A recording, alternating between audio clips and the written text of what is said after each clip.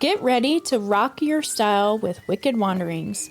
Introducing our brand new merch. Cozy up in our Wicked hoodies. Or flaunt your vibe in our sweet-ass t-shirt. Join the Wicked Wanderings crew, explore the mysterious, and head to our merch store now. The link is in the show notes below. Stay curious, stay stylish, and keep on wanderings with Wicked Wanderings Podcast. Do you see the head on my beer right now? Yeah. That's a big head you got there, Rob. I mean... Which head are you talking about? I've only seen two, and the one's on his beer. Oh, I was like, wait, what happened without his me? His head on his shoulders, Hannah. Oh, head, shoulders, knees and toes, knees and toes. Okay. Hello, Wanderers. I'm Hannah. And I'm Jess. And this is Wicked Wanderings. Hello, Jessica. Hello, Hannah. How are you? I'm good. How are you doing? I'm good. Are we ready to finish talking about this douche canoe, Father Lavigne? We are. I've been waiting because I don't know. I mean, I know what happened because obviously you told us last episode, but I think this case really resonates with a lot of local people. So I want to finish it and have a good discussion about it. Yeah. This is the second part of the Danny Croteau murder. If you have not heard part 1, go back. Trigger warnings, we talk about abuse in every form on this episode. Talk can get graphic, and while we show the utmost respect for the victims and their families, we need to tell the details so people remain vigilant and understanding of how difficult a time this was for the community. Mm-hmm. Where we last left off, Lavigne had been arrested on charges. We are now getting into where Bishop Weldon is knowingly allowing abusers to go free and not be brought to justice. Yeah, exactly. By this time, people were coming out with the abuse that was happening in the church. Even with this happening, Dan's parents were getting inundated with calls and messages stating that how dare they blame a priest for what happened to their son. Oh, are you serious? Yep. So victim blaming. Yep. Like victim shame. Oh. People, sorry, go ahead. Those are people that think they're going to heaven, but they're going straight to hell. Just saying. Right. People were still believing in the innocence and godly path these men were given. Not everyone believed that Lavigne was guilty. Lavigne's supporters wanted to raise money for his lawyers, so they held tag sales, car washes, and even bake sales to raise the money. They said that a priest's salary was not enough to be able to combat all the harsh things he had to go through. Man. Yeah, while he's diddling little kids. Mm-hmm. Lavigne started wearing large hats or hoods and wigs with fake beards in order to hide who he was. One of his victims who had not come forward yet, he said to them, quote, "You'll probably make a mistake and say something to really get me in trouble," end quote. I'm glad you quoted that. Welcome. But that's horrible. No, Ugh. There was a petition signed in April of 1992 urging the court to give Lavigne 5 separate trials rather than a combined proceeding. Good. They did not think that a jury could honestly separate all of the given charges, which I agree with. So on April 30th, the charges were separated into 5 different trials to be held away from Shelburne Falls to avoid pre-trial publicity issues. So this one was based off of that Shelburne Falls Correct. One, not for Danny. Not for Danny. Danny. When the court date arrived, Lavigne changed his plea to guilty. The judge was going to be the one to decide Lavigne's fate. Oh, God, you're going to get so mad. The original deal with prosecutors was 6 months in jail, an 18-month sentence, like overall, where he did the 6 months in jail and then 12 months suspended. But the judge decided to go against that agreement because why would we punish a man for such a small crime? A small crime? Yep, when he did so much good for the church. The judge decided on 2 concurrent 10-year probation terms. He would send Lavigne to a church-affiliated facility for 7 to 10 months, no unsupervised contact with children under 16, and can no longer be a parish priest and pay a victim witness fee of $50. So basically, he got a slap on the wrist. And basically, like, they're going to keep watch on him so he's not around 16-year-old kids. Basically. That's such bullshit. Which it's great that he has, he needs to have supervised visits, but, what? Like, are they going to be supervised? Why does he even need to see children at all? Agreed. The judge said he did not order jail time because he did not view the crimes as serious. What the fuck? Of course they're serious. and the He'd get killed and raped in prison. That's how serious they are, because other Right. criminals don't like it. Right. And the diocese footed Lavigne's legal bill of $250,000. Of course they did. While at the facility that was basically a bougie getaway for church employees, Lavigne did not stop talking to his victims. He wrote letters asking if he was missed and made tons of phone calls to old parishioners. More and more victims were coming forward, and not just Lavigne's victims. It was happening all across the country, but there was more victim blame than throwing shame at the church. Of course there was. Which just breaks my heart. Getting very, worked up about Girl, me too. Such bullshit. Do you remember those abuse files that the church kept in the secret archives? Yes. They were ordered to be destroyed. So when victims' lawyers went to go through them, there was no mention of abuse between 1970 and 1986, excuse me. So can I just say that I don't think this is what God and Jesus Christ had in mind for their young altar boys? God, no. And I don't think that Absolutely is a not. Christ-like thing to do, to burn the evidence. No. Just saying, Catholic Church. And I feel like In this is Springfield. going in a different way, but I also don't think God wanted clergy to not have love in their life. So I don't agree with the Catholic Church saying that they can't marry. Mm-hmm. I also don't agree with the Catholic Church saying that you can't be gay. Mm-hmm. That's is where I do agree with the Episcopal Church. It's like you could be a woman, you can be a man, you can be married to the same sex, or have a family, because this was just an opportunity for pedophiles. They had cushy jobs, they had full-on access to children. Oh, yeah. It's like waiting for something awful to happen. Yeah, it's like the perfect storm of Right. loneliness and availability. After this small cleanup, the person put in charge of the archives had just returned from a sex treatment clinic. What the fuck? Lavigne was released from his vacation spot on January 27th, 1993. Can I tell you what pisses me off about this? You can absolutely tell us off. Is that, it would be one thing, and this goes with all religions that try to hide things to save face. If they had just come out and said, you know what? We fucked up. We put this guy in front, Mm-hmm. in front of a lot of kids, and he did some bad things, so we're going to kick him out Yeah. because that's unacceptable, Right. and we fucked up. Do you, more respect if they did that? It's the sneaky bullshit that just pisses me off. That, let's cover this up, and he can continue to molest kids. Right. And we had kind of talked about this case that happened in Texas that we could do an episode on, but in a bishop's letter in Texas that said to the sheriff's department, hey, cover this murder up that was done by a priest, because an election where a Catholic president can come into office, aka Kennedy, you can kind of see just the horror of what they were trying to do, because they knew if it came out, it might swerve the election one way or another. And that's when it is ran by man, not God. Yeah, exactly. In my opinion. Because the God I believe in doesn't give a shit about Kennedy. I mean, I'm sure he gave a shit because he loves all his children. The election and the all election, this, yeah. Come on. Victims kept coming forward, but no charges were sticking. In January of 1994, the diocese confirmed settlement payments to 17 victims of between $1,300,000 to $1,400,000. Because, that makes everything okay. Parishioners were getting pissed that this is where money was going. Even with the restrictions put on Lavigne by the judge, it doesn't mean Lavigne followed them. He still tried weaseling his way into friends' parishes to try to, quote, help with things like listening to children's confessions.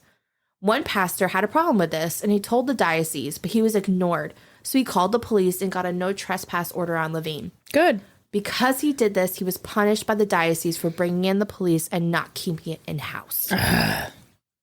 The diocese had developed quite a relationship with their lawyers, and so followed a certain pattern to help push off victims. And this is where I'm going to read from Death of an Altar Boy by E.J. Fleming. Are you quoting? And I quote, "During their half-century relationship with the Egan law firm, the diocese developed and obeyed a well-defined playbook of strategies for dealing with allegations. As described by writer Robert M. Kelly, the strategies were 1. to maintain position. We're broke, we're special, and it's someone else's fault. 2, to avoid decisions. Make decisions by not making decisions. Stall, litigate. Number 3, to avoid responsibility. Hide power, create layers to diffuse accountability. And 4, to withhold information. Never admit guilt, never give up defenses, and maintain secrecy. I'm pretty sure there's nothing in the 10 Commandments that is along those lines. Yeah. Right? Just saying. I mean, there's that shall not kill. There is that, yeah. So, I mean, right there. The Springfield Diocese was just hoping this all went away on its own. Victim after victim was coming forward, and they are hoping that it just goes away and the statute of limitations plays in. They say whatever they need to say to calm the people to not lose their money train. Of course. This is it's what a business. Right, exactly. This is what I meant in the beginning of part 1 of this episode, that this isn't about faith anymore. This is about man-made ways to control people. Mm-hmm. Blind faith in a system that is broken and corrupt and literally decaying from the inside out. You know, I received revelation, or I don't know what Catholics do. Like, God said that we need to put all this money to Lavigne's defense because he is a victim here. Mm-hmm. Fuck that. Up. Lavigne is still a priest at this time, which boggles my mind. Originally, Lavigne would not register as a sex offender. But finally, after some time, he did register with Chicopee PD as a level 3 offender. But Chicopee PD did not post neighborhood notifications, even though it was state law required. They claimed it was unnecessary because of all the publicity he had received. Like, what? So how many Irish Catholic people were in the Chicopee police force? Exactly. The parish that's in East Long Meadow, Massachusetts, there was a nun who was an assistant to the priest named Mary. Rob actually knows who this woman is, and she actually was a great blessing in Rob's life. Aww. One day, Sister Mary noticed a crumpled up fax found in the trash. And she noticed it was from an old parishioner who was upset that not more priests spoke out against Lavigne and his crimes. Mary knew that the current priest was going to retire, so she kept the letter in her desk for the next incoming priest. She gave it to the next priest, Father Scahill. I thought you were going to say it was Lavigne. No. And she convinced him to meet with the old parishioner to try to see if he could get him to come back to church. The old parishioner told the priest that he should withhold the % of weekly collections that go out to the diocese until the bishop stopped supporting Lavigne, because Lavigne was still getting a salary. When Scahill, the priest of St. Michael's in East Long Meadow, brought this up to the parish on a Sunday, he got a standing ovation and everyone was on board. Wow. Yeah. That's awesome. Scahill brought this up to the bishop, which caused the bishop to be angry, obviously. Even with threats, Scahill went through with it and withheld the 6% that was meant for the diocese. Nice. This went viral, as it could back in the day. Yeah. And on the front of newspapers, from the Wall Street Journal to the London newspaper. That's awesome. Yeah. Yay, there's some good people out there still. Unfortunately, Scahill still met with resistance because he ran into the bishop at a gathering of priests in Nagunquit, Maine. And the bishop scolded Scahill in front of everyone for being disobedient, disloyal, and costing the diocese money. And Scahill responded, quote, "I am not disobedient. There is no virtue to obedience that requires the surrender of virtue. There is no virtue to obedience that requires one to go myopically blind like the soldiers of Hitler." Wow, Scahill's a Superman. Yep. That's awesome. Scahill demanded a meeting with the bishop and mentions the contradiction between the bishop saying that Scahill was costing the diocese money when he was okay paying millions to Lavigne's victims. Of course. Rob, you had a comment? So, yeah, that was my priest growing up at St. Michael's in East Long Meadow. And Scahill was amazing. He was a really good priest. Well, it sounds like it. He stood up for what he believed in, and he didn't cower under... I never even realized that. That he was a part of this? No. Really? Yeah. That's interesting. That's crazy. Small world, but still. Yeah. Because does that make you respect him more? Hannah, reading this book, she takes a picture and sends it to me one day, and it says Sister Mary. She's like, "I think this is your Sister Mary." And I read what she had read. I said, "Yeah, that sounds like that's her." Mm-hmm. And then she had told me all about Scahill and Sister Mary and what they did and everything. So, oh, that's cool. I was like, "Yeah, that sounds like them." That's awesome. Yeah. I'm glad somebody stood up. I got a funny thing about Scahill. I think it was when I was in college. Catholic priests, they can't marry. Yeah. Right? So what do they got to do with their free time? Mm-hmm. So he would like to go to local bar down the street and, have a few beverages. Well, good for him. One night he was driving back to the rectory and got pulled over by the police and got a DUI. Oh, shit. Good for him. I mean, not the DUI, but because we don't condone that here at Wicked Wanderings. And it was a huge scandal within East Long Meadow. But you know what? He never liked to... diddle young boys. Yes, exactly. Diddle young boys. He just liked to have a couple beverages at the local pub. So... And maybe next time he could walk. Scahill was a great guy. My sister, she was a altar girl. I guess that's what you call them. She was a altar. I don't even know what you call them. Altar person. I don't know. I grew up Baptist. You grew up Mormon. We don't know anything. She was an altar girl when she was younger, growing up, and yeah, Scahill was great, and Sister Mary, she was great, and. Till she retired. She came through for us. She was a sweet woman. Even after her retirement. Mm-hmm. I don't mind priests being human. Okay, you got a DUI. Like, dude, all right, we all make mistakes. Mm-hmm. But there's a difference between making a mistake and being fucking gross. Yeah, and continuously doing it no matter where you go. Right. And not having any type of... moral compass? Yeah, but any repercussions for your actions. Yeah. I hope he's burning in hell. I'm sure God had some plans for him. Mm-hmm. So I'm quoting again from E.J. Fleming's book.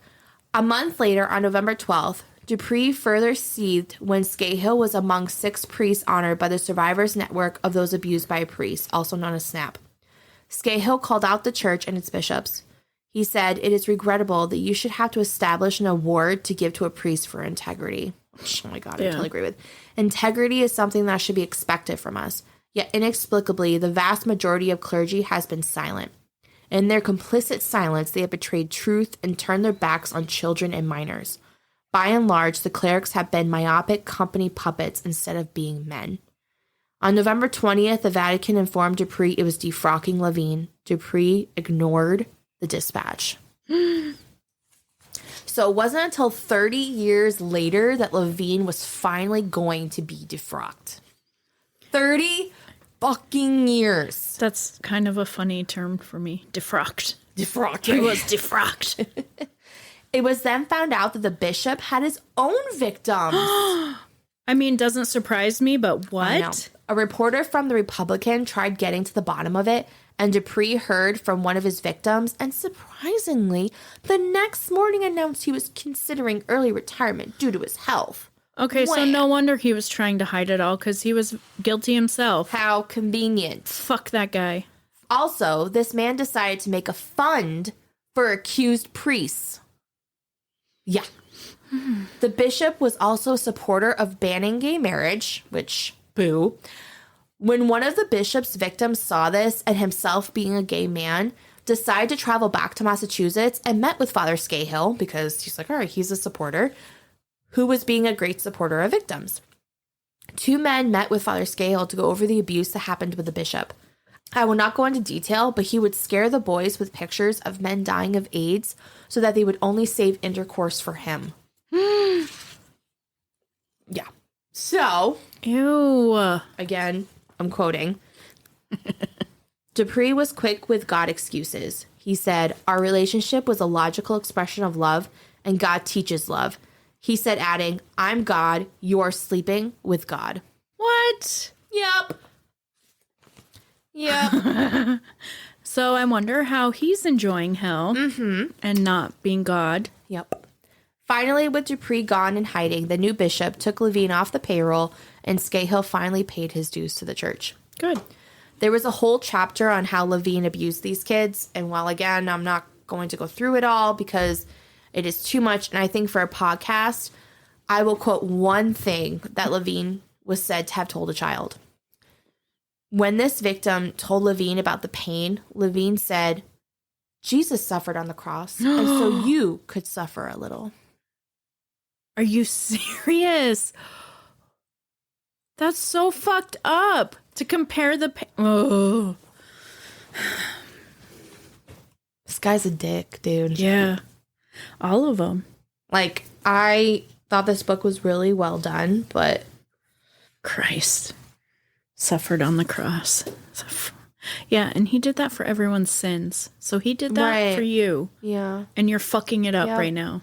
So fuck you, Lavigne. Yeah, fuck you, Lavigne. The author brings up the point that it may not just have been Lavigne that caused Dan's death. It was shown that whoever did the blow to Dan's face, it was done by a person who is left-handed, and Lavigne is left-handed.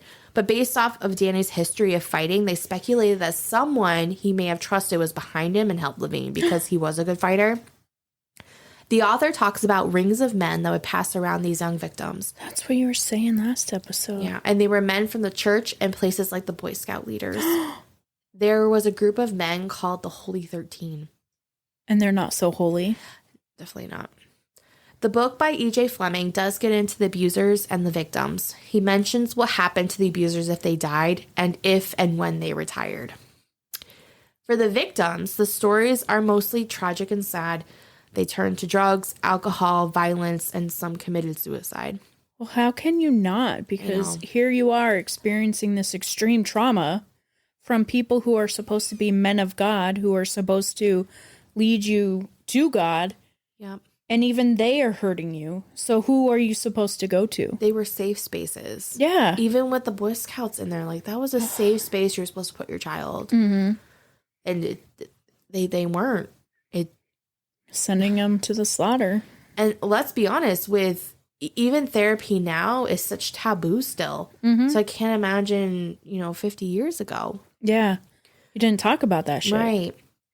These individuals' lives were ruined. They were children that were forced to endure unimaginable crimes by the people that were supposed to keep them safe. They not only had to deal with the abuse, but they also dealt with the cover-ups and being called liars, which just... And being blamed. Yeah. Lavigne was looked at for other murders in the area of Western Mass, but nothing stuck. There were still old lady parishioners taking him to lunch 3 or 4 times a week. He still painted, and one of his pieces for years hung in Mercy Hospital in Springfield, which just boggled my mind. The Croteau family, along with so many others, were destroyed because of pain, sadness, and these disgusting crimes. So to end this, I'm going to read from a Mass Live article from 2021, so very recent. Defrocked Catholic priest Richard R. Lavigne died last week as police were poised to seek an arrest warrant charging him in the 1972 slaying of altar boy Daniel, or Danny Croteau. Hamden District Attorney Anthony D. Gullini said Monday. Citing new evidence that included hours of recent interviews with Lavigne and a forensic linguist's review of a letter seen as a key piece of evidence in the case, Gullini said the investigation into Croteau's death is now officially closed. The district attorney gave the green light Friday to state police detectives to present the case to a magistrate. They were prepared to then prosecute Richard Lavigne and prove his guilt beyond a reasonable doubt, Gullini said. But Lavigne, 80, died that day.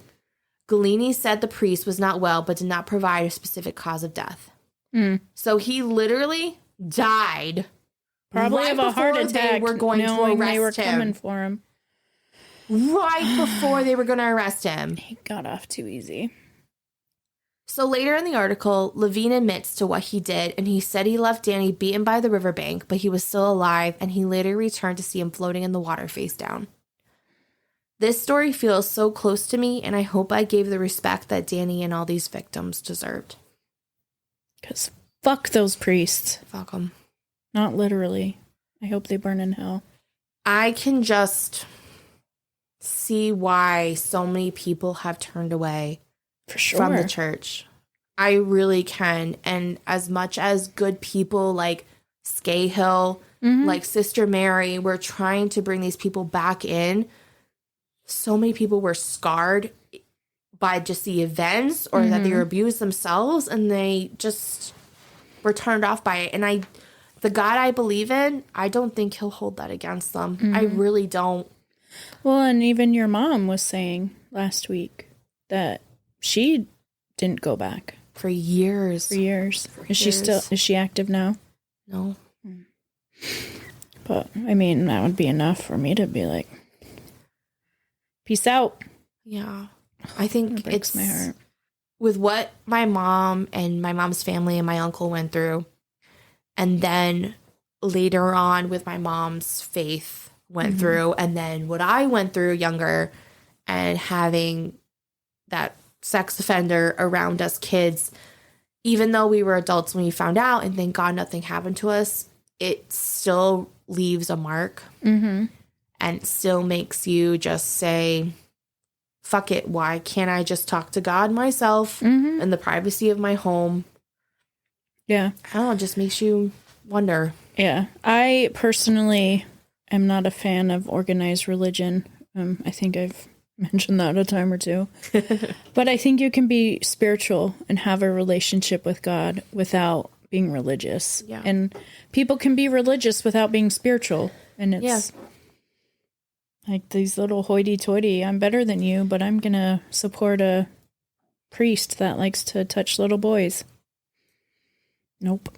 There's a lot to unpack, but I was so humbled by Danny's story and these other victims that I hope that I respectfully brought to light. Just the horrific things that happened to these poor kids. Yeah, and just bringing awareness to it to the extent. Because I remember after I moved to Massachusetts, a lot came out still in the 2000s, 2010s. And so it's still going on and it's still being hidden. Like, Danny wasn't the first, won't be the last. Unfortunately. Oh, it just makes me sick. So that's why we bring up, like, you know, the no means no. And make sure you tell an adult you trust. And if you don't feel comfortable, be rude. Yeah. And right? Believe your children. Believe your children. Right. And it's okay if you're rude and you're like, fuck you. Like, I don't want anything to do with you. Because they talked about, and I know my mom talked about it as well, but they talked about in the book how, you know, Danny would be picked up by this man at school and he was like, I don't want to go. Like, don't go. But it was like such a part of their routine in their lives. And just because they're in a position of power does not mean they're right. Don't mean shit. Nope. Because people will take advantage. So, R.I.P. Danny.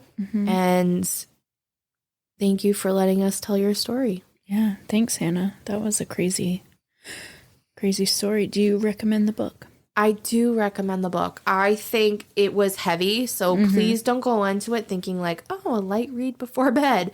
But it was very, very well researched, very well spoken. I think he compiled the chapters beautifully. So yes, I definitely would recommend it. Good to know. And it should be in our show notes. Yes. And someday on our Instagram. Yes. Thank you, Wanderers. Thanks, guys. Bye. Bye. Thanks for listening today. This show wouldn't be possible without our amazing producer and editor, Rob Fitzpatrick, who works tirelessly behind the scenes to bring you the best content. And a special thanks to Taiga Soundprod for providing the captivating intro music. Cinematic Intro 24. And of course, we can't forget the hauntingly beautiful outro music, Rhino's Theme, composed by Kevin MacLeod. If you enjoyed today's episode, make sure to leave a rating and review on your favorite podcast platforms, like Spotify, Apple, and YouTube. Your feedback means the world to us. Also, be sure to follow us on Instagram for behind-the-scenes glimpses, updates, and more thrilling content. You can find us at Wicked Wanderings Podcast. Thank you so much for listening and being part of our Wicked Wanderings community. We appreciate each and every one of you. Stay curious, keep exploring, and always remember to keep on wandering.